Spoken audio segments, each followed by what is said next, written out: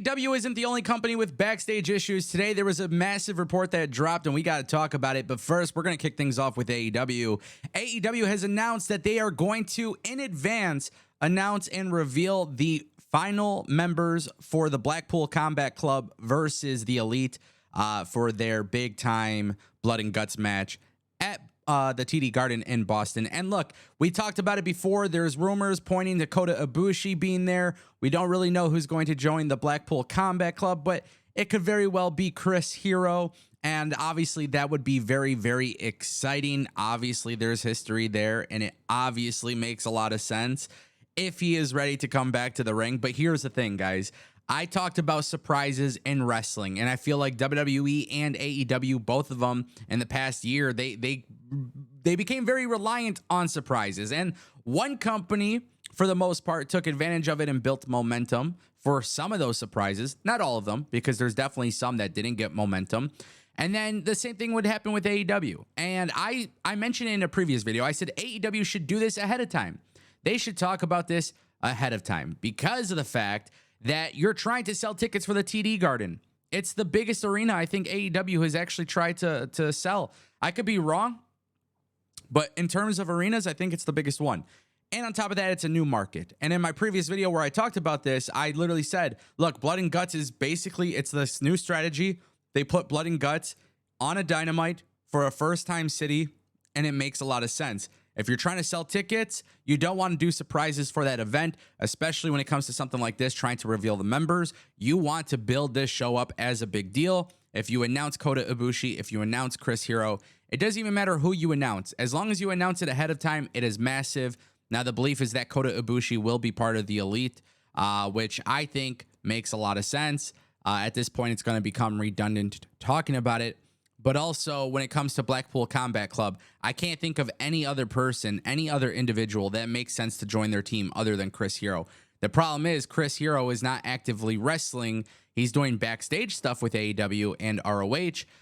But at the same time, too, it just feels like it's a natural fit. And if they can get him into the ring for a big-time matchup like this, I just would be incredibly happy about it. And keep in mind, there's that beautiful history between him and Claudio, which, you know, maybe not everybody in the AEW audience knows. I think one of the biggest issues AEW has is that they assume everybody knows everything.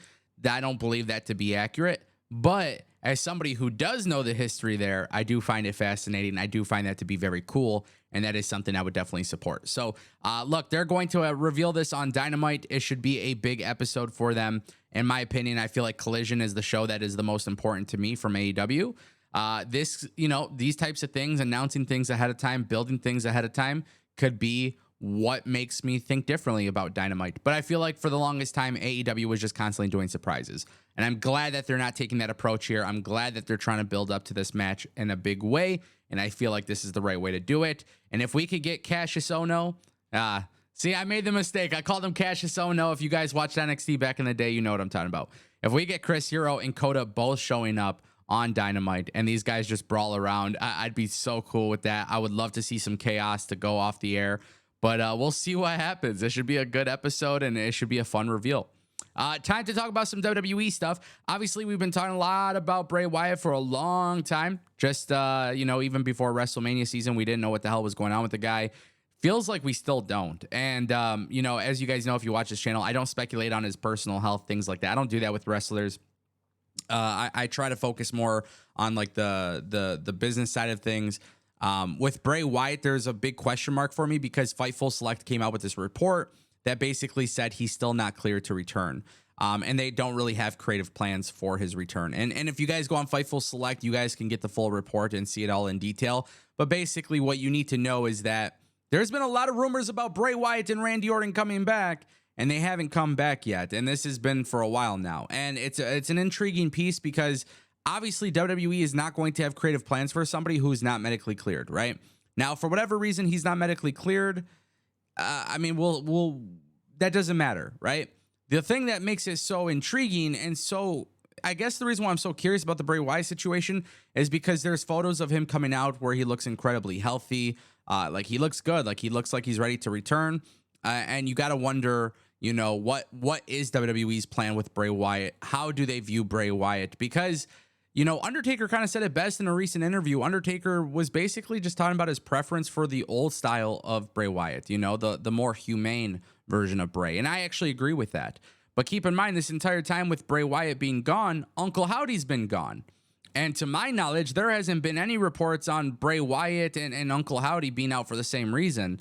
I haven't seen anything like that. So to me, it looks like WWE made a creative direction change where they decided to not move forward with Uncle Howdy. Now, when Bray Wyatt comes back, does he come back with Uncle Howdy?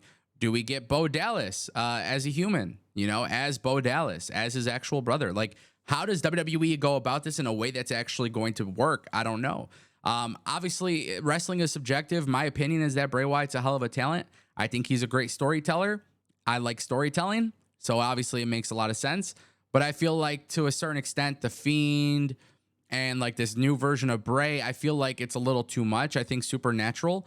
Some people like it, some people dislike it. And at the end of the day, if it's making WWE money, you got to do it, right? And we know Bray Wyatt's a huge, huge draw for the company. We know that Bray Wyatt's a big draw and he sells merchandise and he sells tickets and like this guy is a big deal. But from a creative standpoint, I just feel like Bray Wyatt, the Wyatt family, I love that. And obviously, the reality is that's gone and that may not come back, and I think part of that is difficult too, because Brody Lee is no longer with us. And obviously, when you're looking at it from that perspective, do you really want to go back and try to recreate something when, to me, it doesn't sit well. But I feel like Bray Wyatt definitely needs to come back with a little bit of a different feel. If you're going to do the supernatural stuff, maybe not as much. I don't know. I don't know what it's going to take to be the solution here, but I know that he's not cleared. When he is cleared, hopefully he comes back into something big. I don't want to say Bray Wyatt's return is a bust, but at the same time too, this is where personal health before wealth, all that good stuff. We'll see him return at some point. Hopefully they push him. As of right now, don't expect anything soon. And guys, we got to talk about this massive, massive report that came out. PW Insider reports that there was a legitimate argument backstage when WWE Monday Night Raw went off the air. They reported that the argument involved members of the six-man tag match that ended the show. The match was obviously the Judgment Day, Dominic, Finn Balor, Damian Priest versus Seth Rollins, Kevin Owens, and Sami Zayn. And basically the main issue was that some of the spots in the match did not go as planned and they were clunky, and aspects of the match were changed at the last second, according to two sources. One source reportedly put the blame on a certain talent, but they didn't want to say who because they didn't want to make the internet go insane. After Finn Balor pinned Sami Zayn, everyone returned backstage, and that is when the argument began. Reportedly, it began out of frustration over how the match went, but there was never any indication that things were going to get physical, but many involved were not happy about the situation. It was also noted that last night, it was just one of those nights and emotions were running high. Look, guys, I prefer, I'm going to say this, it's like what I say with the AEW stuff, right? When there's backstage drama, we shouldn't be knowing about this, right? And these are the big articles. These are the big headliners, and people are getting bought into this. You're not going to like every coworker you work with. That's how it exists in the real world. That's really what the real world is. You're going to go to work and not like everybody. You're going to have days that are good. You're going to have days that are bad. But the reality is this. You guys are all on the same team, and you're trying to make things happen, and you're trying to be successful. I believe, just like with the AEW stuff, anytime there's drama, actually, really, anytime there's drama in wrestling, my thing is sit down, act like adults, and figure it out. And obviously, look, it's a lot easier said than done. I'm here watching it from, just from the perspective of reading an article, and I don't know what's been said or what's been done. I don't like he say, she say. That's why I don't really like the reports of backstage issues. But I like all of these guys, and I think they're all incredibly talented. And look, if emotions were running high and it was just one of those nights, if that's what's being said here, okay, patch it up. Let's not escalate this further. Let's not make this into a big thing. I think all of these guys, I mean, I can tell you just from my own experience, and I can tell you guys from what other people have experienced. I mean, you're looking at a great group of people here. So that to me is one of those things where it's like, you don't want this. You don't want the IWC going and getting bought into this whole idea that there's potential fights happening and things like that going down. All of these guys are great people. You don't want to see this stuff happen. You don't want to see it impact WWE. You don't want to see these things impact AEW.